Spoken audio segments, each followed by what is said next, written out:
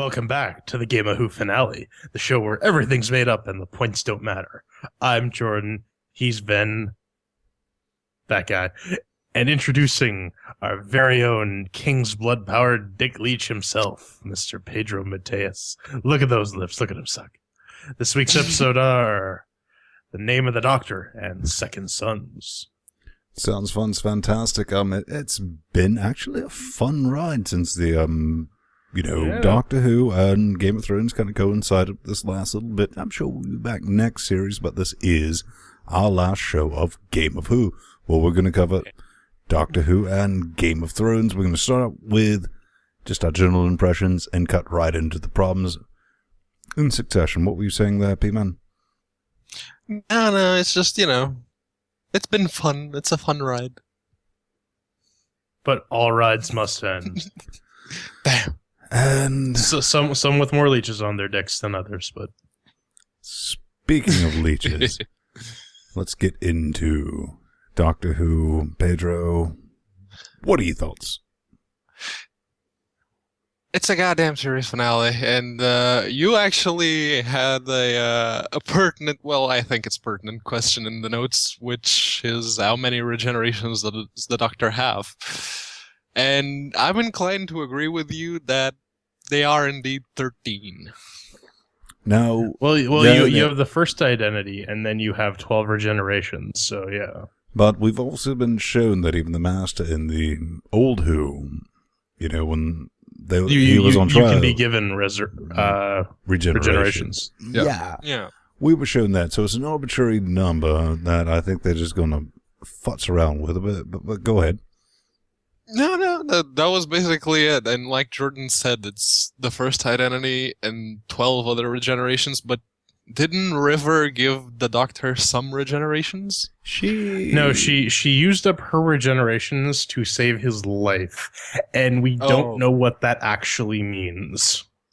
She gave up all of her regenerations in order to do that. I watched that episode yesterday.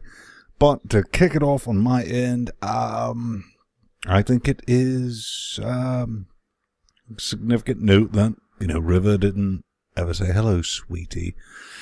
But it did get a bit dusty in the room when she finally said, "Goodbye, sweetie."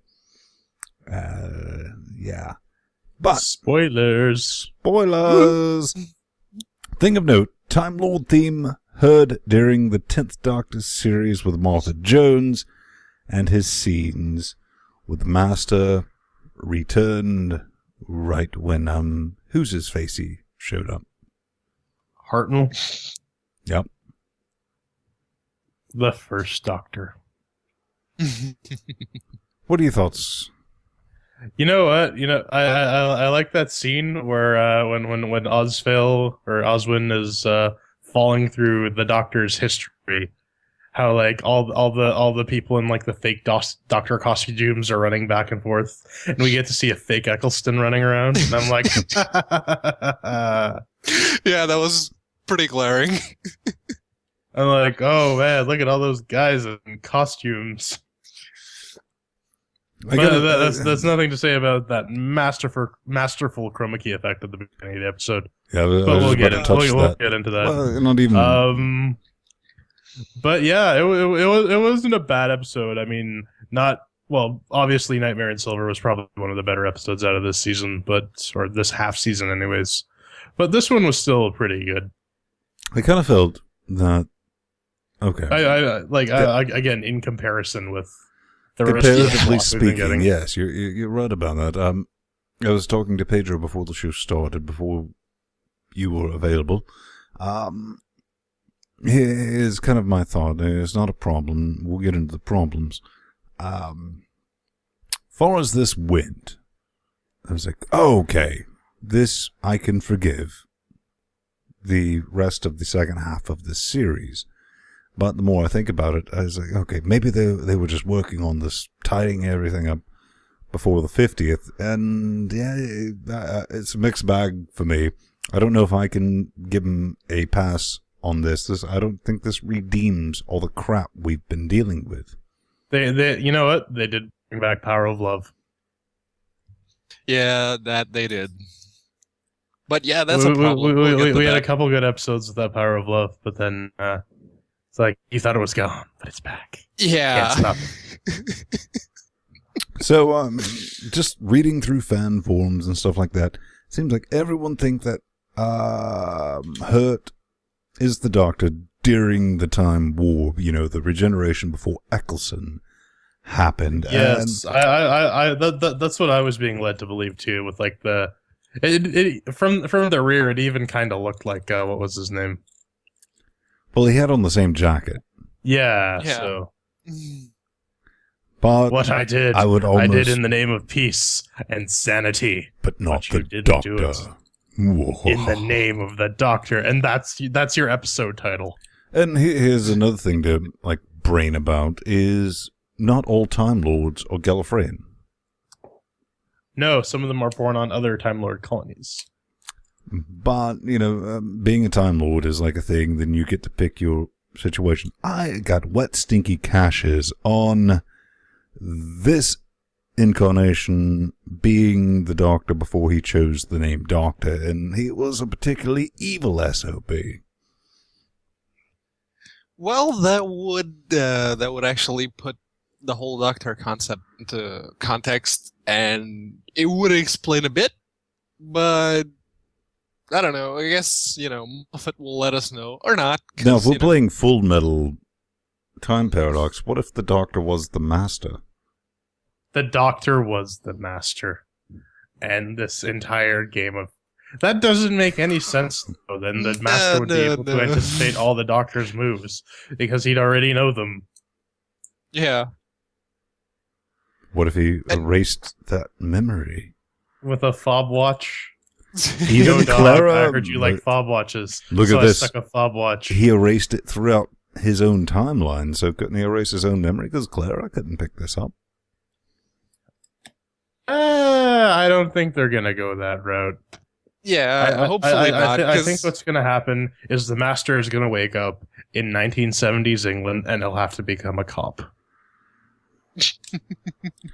It could happen, but then again, our favorite lesbian human hybrid overlord with Strax is back again. I don't know why. Jenny, Vastra, and Strax. I like those three. Yeah, it's been kind of a heavy series. It's like it was cute, during the Xmas special, but this is like the third time their reappearance. But I believe you would watch that. I would definitely situational watch a spin-off comedy of those three. Definitely, yeah.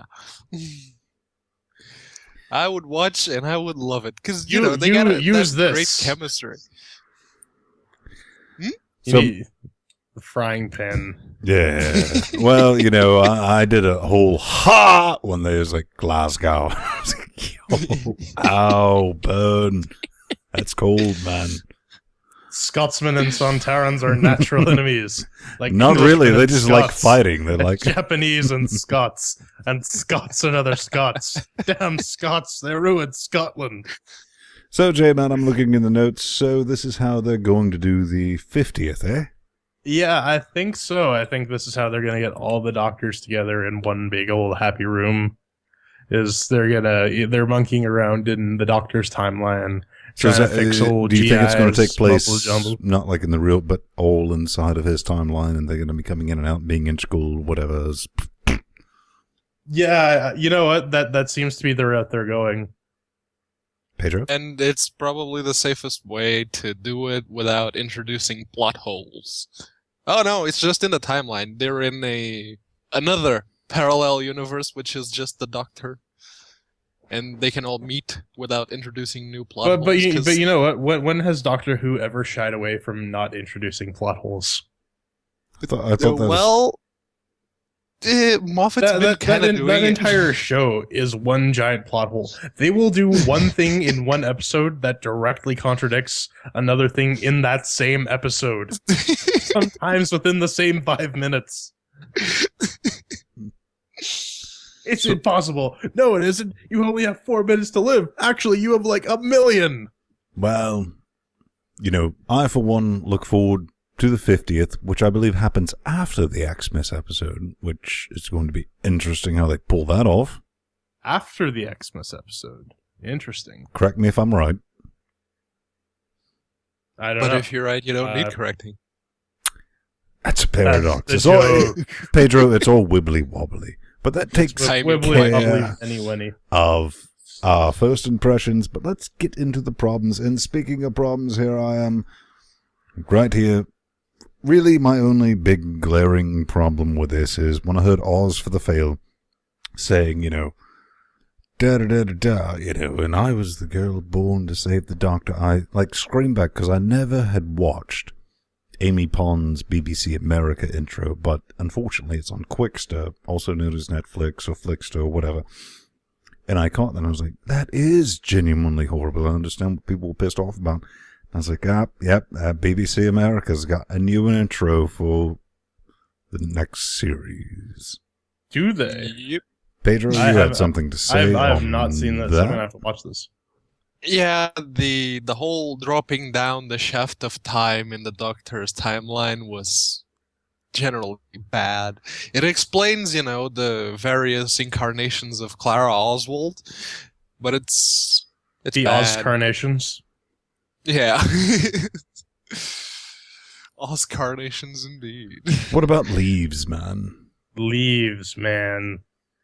That's how you save the universe, man, with leaves. The most powerful weapon in the history of the Time War. I was brought in on this world as a leaf.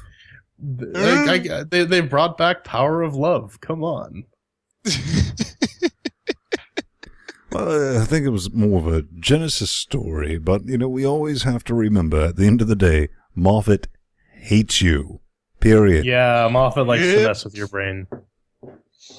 He's not a fan of you thinking too hard. Jordan. Yes, Sven? Na na na na na na na na na na na na na na. Oh, man. Do you see that frickin'... Don't use that one. Use this one. The navigation's busted, but you'll have a lot more fun. Dig that expertly done compositing with the recovered 50s archive or 60s archive footage. That's how you do it. Like a pro. That was 1980s bad. That is like current Hong Kong drama bad. Yeah. I mean, it's like the most glaring thing. It's like, why is this? Couldn't we just, maybe talk over this and explain? I like the line that she uses to convince the Doctor to go with that TARDIS. The navigation's busted, but you'll have a lot more fun not knowing where the hell you're going. It'd be great if that time the Doctor used a gun and just killed her right there. It's like, who the hell are you? Whoops. Oopsie. What are your problems with it, Pedro? No, I mean, my problems were mostly just, Clara dropping down the shaft and what I said earlier. That was really the only actual problem I had with it. The episode as a whole was good. It wasn't the best, but it was good. I'm going to give you something to scratch your brain on. All right. So, Oz for the Fail is in his timeline with the Great Intelligence. Yes. Yep. At no point did they say that they've defeated the Great Intelligence. So isn't the Great Intelligence able to... No, because what happened was the Great Intelligence basically sacrificed itself to kill the Doctor at all points in time where the Doctor exists. And then after that, while the Doctor is still inexplicably writhing on the ground, Matt smithing it up, Clara decides she's going to jump in and save the day. Should have done the same thing to her, and the only logical explanation we get is like, well, she has more advantage. What? Me! And it's like, Me! No, creating that the most infinite paradox of all time. Oh, absolutely. It's like, we must work extra special hard to preserve the integrity of the timeline, except when I don't feel like it. Now, this wasn't really a problem. This was something I just want to see if I was the only one that did it. When his name was supposed to be said and the door opened and something happened, I thought I missed it and I had to rewind. Because I didn't realize that River opened it. Yeah. But how if she's just projecting in Clara's head? Well, she's being projected from the TARDIS, and there are 2 TARDISes in that particular point in time. Double TARDIS from end to end. What does it mean? Well, it just means that at the end of the day, when this is all said and done with, Clara will become the consciousness of the TARDIS and has always been. Which would explain why, that holographic projection actually projected Clara herself. She likes to be called sexy. You know what? Don't we all? Different story for a different day, but let's go ahead and close that out and get into some thrones. So, final thoughts, Doctor Who series finale, number 7. Liked it, like I said earlier. Can't give into this. I don't care if you were spending all of your writing brain organs on doing this to wrap it up before the 50th. No excuse. I mean, yes, last week's episode, Nightmare Silver, decent. But before that, rubbish.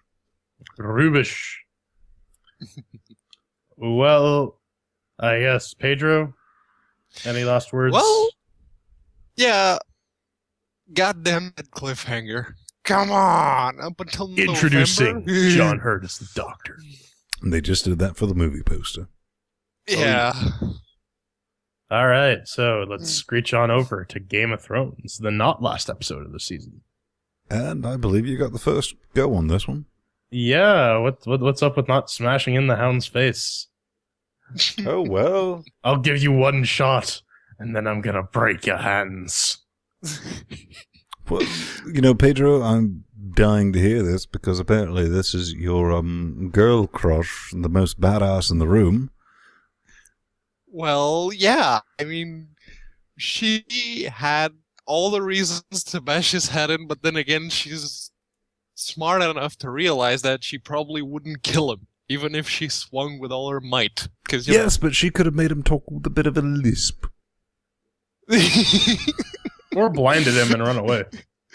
Yeah. But then again, he redeems himself after, she doesn't smash his head in. You're talking this fan fiction nonsense, eh? Yeah. Yeah. This Michael guy needs to really, gotta slow it down a bit.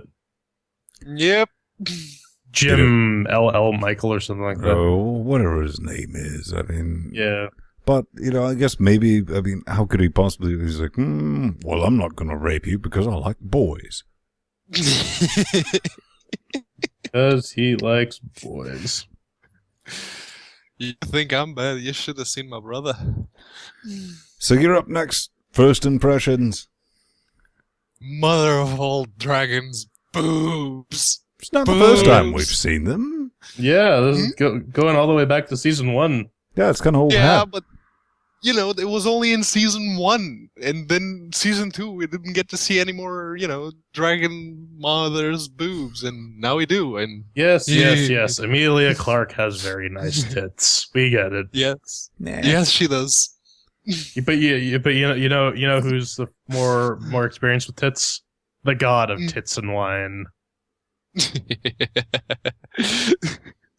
I am the god of tits and wine. Dionysus unavailable, but you also said something about Cersei, man.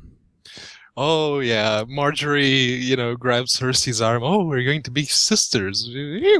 Trying to manipulate her and get her. I think she's just trying to be friendly at that point. I think at this point she's like, don't kill me. Yeah, well, she's trying to be friendly and at the same time leave a door open to manipulate the queen if she ever needs to. And the queen just shuts her down right there. You call me sister again, I will have you killed in your sleep. Someone who likes to kill people in their sleep. What do you think about that, man? You know what? It just reeks of Cersei's desperation at this point. You can see her. You think she's desperate? No, I mean, there was that scene with her and Joffrey where he's getting up to give the speech. She's like, sit down. He's like, no, I don't need to listen to you. And that's just eating her raw, the fact that she doesn't have control over her son anymore. No. She doesn't have control over her son. She doesn't have control over herself because daddy's literally controlling her and her brother. And she's... Speaking of that, man, I mean, I agree with your next point in the show notes that Joffrey is definitely back to his slappable self. Yep. I think I kind of wanted to slap him after he killed Rosie, but Yep. I like that prostitute. She was, the spy hooker, the cliche, but she was doing a really good job at it, and he killed her. Yep. And now he's back to being a bitch, and you just want to slap him. But he seems like a very impotent bitch now, with Grandpa being handed the key with a wooden dick. With a wooden dick. So what did you have to say? Go Tyrion with the dick cutting? With the dick, yeah. You know what? It seems like damage to one's penis is a recurring theme this season. How so?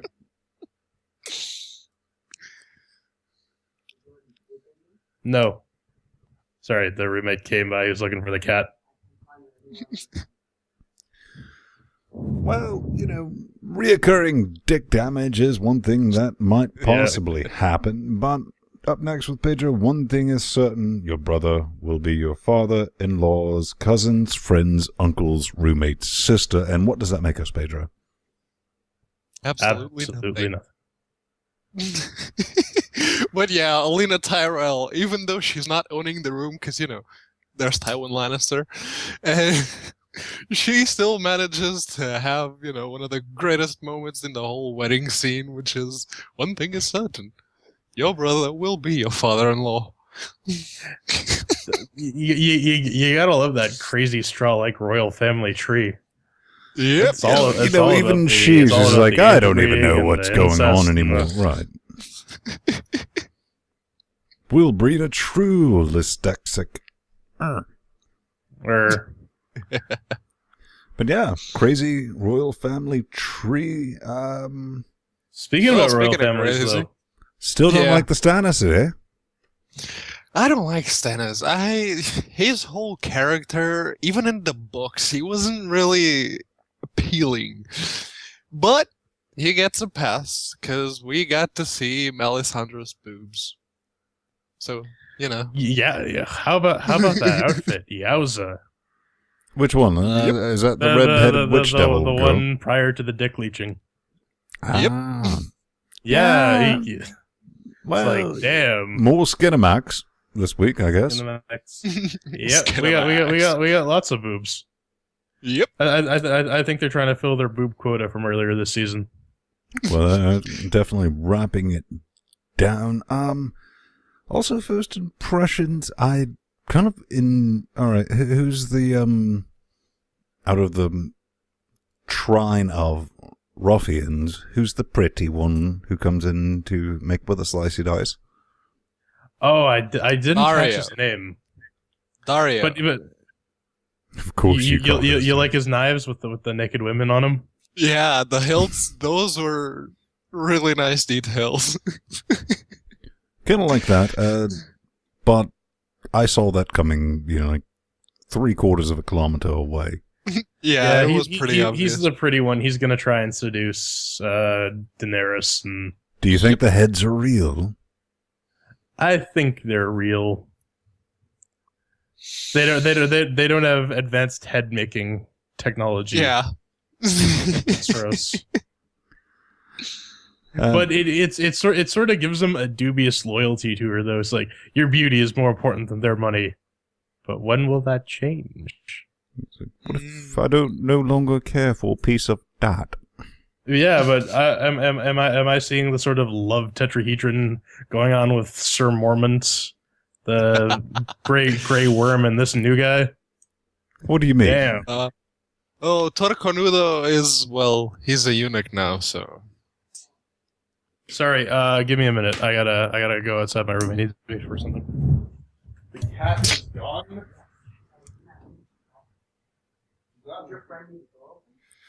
The cat's gone. Apparently, there's no longer a pussy. But let's talk about that obsidian, man. Yeah, so that's what it's not obsidian, it's dragon glass. They call it dragon glass just to, fit. But Yeah, so that's what it does. It kills the White Walker overlords. Nice touch. But was that like I don't know. I don't keep track of my White Walkers. That looked like the head White Walker from like the beginning of this series, the first and only time we've seen it them. looks like that one that was on the undead horse. I'm guessing that the White Walkers have a sort of... Well, there's the zombies, which is the ones they make from, people. And there's the actual White Walkers that look like that. The ones that create the zombies of sorts. Yeah, kind of get that. But, he left it. Yeah, that was pretty stupid. I mean, you just figured out You that, would think it's like, oh, that nixed it kills that. White Walkers. And you drop it on the floor to what? Escape from crows? Really? You mean an attempted murder? And you can't really tell if they're actually trying to kill him or just, following the White Walker around to nibble on the scraps. That was kind of interesting, but I think that is our first impressions, and we're about to get into the problems. So yeah, dropping the magic black obsidian other killing thing. Yeah, let's just kill the guy with him and then leave it on the ground. You've got the all-time fabled magical weapon that can kill goddamn White Walkers, without needing fire. And you just leave it there. Come on! Yeah. Fire kill White Walker. But didn't snow kill a White Walker with... Fire. Yeah. Fire. Fire and decapitation! Jack Black, decapitation! My only thing, I was kind of at a loss for problems with this, which is, something to reiterate from Mass Effect. It's kind of hard to find problems with Game of Thrones. My only thing was that one scene where they cut cameras where Dinklage was about, and I was like, are you aiming for that chair? And they did the cut and he was on it, and I was like, yeah, no. That was two different shots from two different times, man. Because there's no possible way that worked out. It was conveniently off screen. Yep. All right, P-Man. Let's hear him. Okay, so yeah, going back to the whole White Walker scene. The first White Walker you see since the first episode of this season, and it dies at the hands of Samwise Gamgee. It's not a White Walker. Samuel Tarly. It's not a White Walker. Well, it's one of the, creators of the White Walkers. It's an other man. Well, it's not... we were talking about this. That just reminds me of, like, the White Walker king that got slayed by Samwise, the, fattening. Yep. The fattening. But I mean, he does look a lot like Samwise from Lord of the Rings. I don't think that was unintentional. I really don't. Yeah. But I guess that's not too bad for problems. And well, I mean, come on, think about it. Jon Snow, Frodo. Yeah. Oh, +3 Half-Life Valve something. Yeah, equals Half-Life 3 confirmed on Linux. Zomg. Ooh. Yeah, we do this other show occasionally. You should maybe pay attention to it at some time. I mean, if you're going to be missing us, which I'm sure you're not, but it's kind of weird that a lot of people are downloading this because I just assume that you're like us. We're huge fans of both of the shows, and it doesn't matter who's talking about it or how well they talk about it. You just want to hear more thoughts about what you're watching. We also do Linux Gamecast, which... But that's a story for another day. Might be a bit of a stretch, but we want to go ahead and do this before we close it down, Master's Fang, right? Yeah, we might as well. So, pimp out our other show. Yeah, just finish out this thought, because we'll be coming back when things return. I think we still have one more episode. we have 2 more episodes of Game of Thrones, and in November we have a Doctor Who something or other. So we'll be back for all that, but I'm just saying, the three of us... It's probably not going to be Game of Who. It's probably just going to be the good old-fashioned LGC after show. Yeah, it's probably still going to be Game of Who, because that's kind of where we're going to keep it. We're going to keep it there? Yeah. So it's going to be Game of for the next little while? Yeah. Geo. It's like OG, but in reverse. Neat. Final thoughts on this episode, though. Good episode. Pedro? Yes. Really excited to see where this is going. Yeah, it wasn't mind-blowing. It wasn't the best, but it works. And it's Game of Thrones. It's been consistent. Even the worst episodes are usually way above the average. Yeah, I think everything's shaping up to be a big, bad finale with lots of explosions and dragons and White Walkers and biggest fire the Norths has ever seen and all of that good stuff. At the end of the day, I enjoyed it. This particular episode didn't blow my mind. Every time I see Khaleesi, I want to see more dragons, and that was just a cock tease. It's like, dragons are expensive. We can't have them every time. I see what you did there with the double meaning. Zing! But I liked it. Nothing against it. It's really hard to poke some holes in just something that is incredibly awesome. Same with Doctor Who, except for the writing. And even with Doctor Who, to go ahead and cut way back when, I gotta give Matt Smith credit, because even with those shite scripts, he's been doing a good job. Yes, he has. He's maintained a good level of enthusiasm, even when the writers demand he say really, really stupid things. And I like his take on the Doctor, but that's going to be it until, I guess, next week, where we're just going to be Game Of. Game Of. But we'll be back. No worries. We'll be back same time next year for the back half of Doctor Who and a good chunk of Game of Thrones. Yep. Including this man right here. He's Reuben with many multiple names throughout the ages, but in this incarnation, he is the Valiard.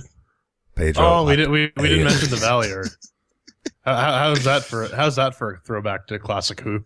The Doctor is the Valiard. Yes. Yep. I'm aware of that. I just thought that was common knowledge. That's why I didn't bring it up. There are people who aren't aware that Doctor Who didn't start in 2005. Oh, you mean the type that's like, oh yeah, I was watching some classic Who, the one with Tennant. The one with Eccleston. Eccleston is already classic Who. It's interesting how you can refrain from slapping people sometimes. Yeah. But to finish wrapping things up, that's Pedro. Tell him where you can be stalked, Pedro. I can be stalked all over the World Wide Web, especially on Twitter at unaccounted4 or on Google+, which is actually where I'm the most active, and it's plus Pedro Mateos. I'm Vin Stone, in this past incarnation, previous incarnation. You never know, wibbly wobbly, timey wimey, but, as he said, always available on the Twitterverse at Vin Stone and Vin Stone on the G pluses, but the master.